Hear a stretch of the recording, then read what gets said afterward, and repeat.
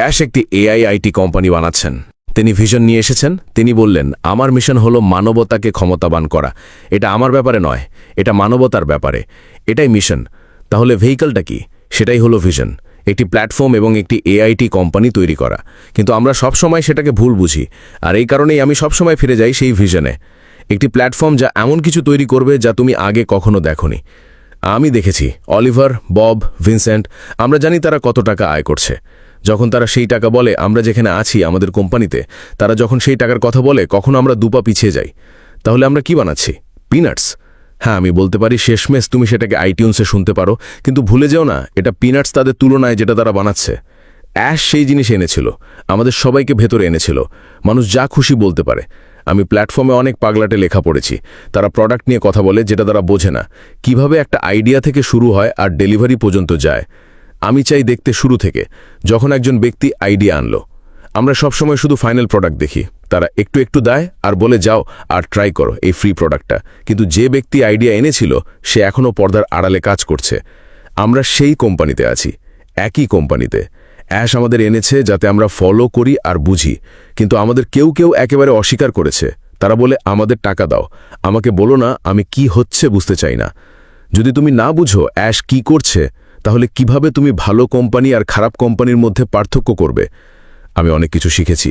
আমি জানি না তোমার ব্যাপারে, আমি এডিটিংয়েও অনেক কিছু ছেড়েছি, কিন্তু আমি যোগ দিয়েছিলাম কারণ এটা ছিল একটি আইটি কোম্পানি। এর বাইরে আমি কখনো যোগ দিতাম না। আমি আবার মেসির প্রসঙ্গে যাচ্ছি, আর আমি আমার ভাই অলিভারকে ধন্যবাদ দিচ্ছি। যদি তুমি পিছনে বসে দুপা না সরে ভেবে না দেখো, কেন এই মানুষটা সবকিছু বিসর্জন দিচ্ছে এটা করার জন্য, সে কি লাভ করবে সবকিছু হারিয়ে, পরিবারসহ সবকিছু। আমি জানি কেউ কেউ বলেছিল যখন তারা 4 মিলিয়নের কথা বলল তখন ব্যক্তি পুরো শাটডাউন হয়ে গেল, সে আর কিছু করতে চায়নি, সে কাঁদছিল। আর অ্যাশ বললেন, তুমি জানো না আমি আইনজীবীদের জন্য কত দিয়েছি এই কেসটা ডিফেন্ড করতে। আমরা যেভাবে এগোই, আমরা এমন সব কথা বলি যেগুলো আমরা একেবারেই বুঝি না। আমরা মানুষকে বোঝাতে চাই আমাদের নিজের বর্ণনা দিয়ে। এই মানুষটা একটা কোম্পানি বানাচ্ছে।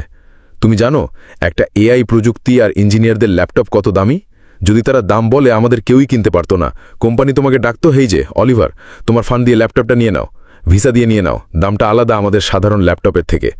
তুমি জানো কিভাবে একটা আইটি কোম্পানি শূন্য থেকে এই স্তরে বানানো হয়? তুমি জানো একটা সার্ভারের দাম কত, যেটা দিয়ে তারা প্রোডাক্ট বানাচ্ছে আমরা ব্যবহার করার জন্য? আমাদের কেউই জানি না, কিন্তু যখন তারা দামটা বলে তুমি পাগল হয়ে যাবে। হ্যাঁ, সেটা দিচ্ছে। আমাদের মধ্যে কজন পিছনে বসে দুপা পিছিয়ে ভেবে না দেখেছি এই মানুষটা কোথায় এই ফান্ড আনছে নতুন কোম্পানি বানানোর জন্য? আমি মনে করি ভারতে মানুষ টাকা আর আরামদায়ক জীবন নিয়ে ভাবে। তারা ভাবে না তুমি কি করছো, তুমি টাকা দাও আমি ডেলিভার করব। তাদের অভিজ্ঞতা আছে, যদি টাকা না দাও আজকে আমি রিজাইন করব, কারণ আমি হট। বাচ্চা আমাকে কোথাও নিয়ে যাবে না, আমাকে খুঁজতে হবে সেরাদের মধ্যে সেরা। আমরা জানি না এই মানুষটা কত টাকা দিচ্ছে এই লোকদের জন্য।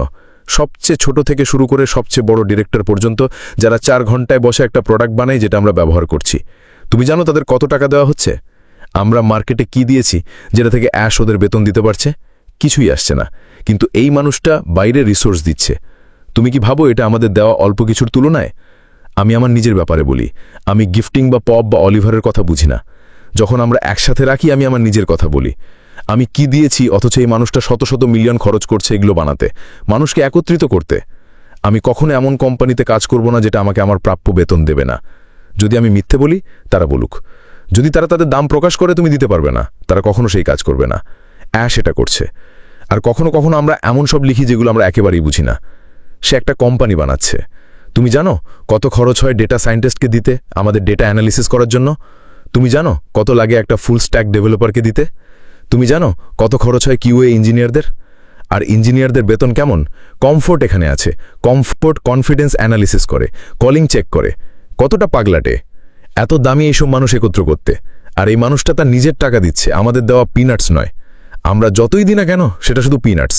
আমি পরোয়া করি না তুমি কোথা থেকে এসেছো, আফ্রিকা থেকে বা অন্য কোথাও থেকে, আমাদের দেওয়া অমদান পিনাটস। অ্যাশ ইঞ্জিনিয়ারদের যে টাকা দিচ্ছে তার তুলনায় এটা কিছুই নয়। যদি অ্যাশ আমাকে নিয়োগ করতো আর টাকা না দিত আমি সাথে সাথে চাকরি ছেড়ে দিতাম, এটাই সত্যি। অলিভার চাকরি ছেড়ে দিত, অলিবি, ভিনসেন্ট চাকরি ছেড়ে দিত, এরা সবাই ছাড়ত। এমনকি কমফোর্ট ও কনভারসেশন স্টাডি করেও চাকরি ছেড়ে দিত। তাহলে আমরা এখানে যা বলছি সেটা সত্যি। অ্যাশ মানবতার জন্য কিছু বানাচ্ছেন। যেমন আমার ভাই বব বলল, এটা মানবতার ব্যাপারে। অ্যাশের হৃদয় সোনার চেয়েও বড়, কারণ আমি মনে করি না আমি এটা করতে পারতাম। আমি মনে করি না আমি পারতাম কেউ আমাকে গালি দিচ্ছে, অপমান করছে আর আমি নিজের টাকা খরচ করছি। তুমি কি ভাবো আমি সেটা পছন্দ করতাম? আমি নিজেকে প্রশ্ন করি, যদি ভুলে তুমি এই কোম্পানিতে ঢুকে পড়ো, যখন অ্যাশ দরজা খুলবে, তুমি কি ক্ষমা চাইতে যাবে তোমার লেখা কথাগুলোর জন্য? তোমাকে ক্ষমা চাইতে হবে। আমরা সবাই এটা দেখেছি, আমরা সবাই আলাদা প্ল্যাটফর্মে আছি। যদি তুমি ক্ষমা না চাও, তবে ঈশ্বর তোমার সাক্ষী হবে।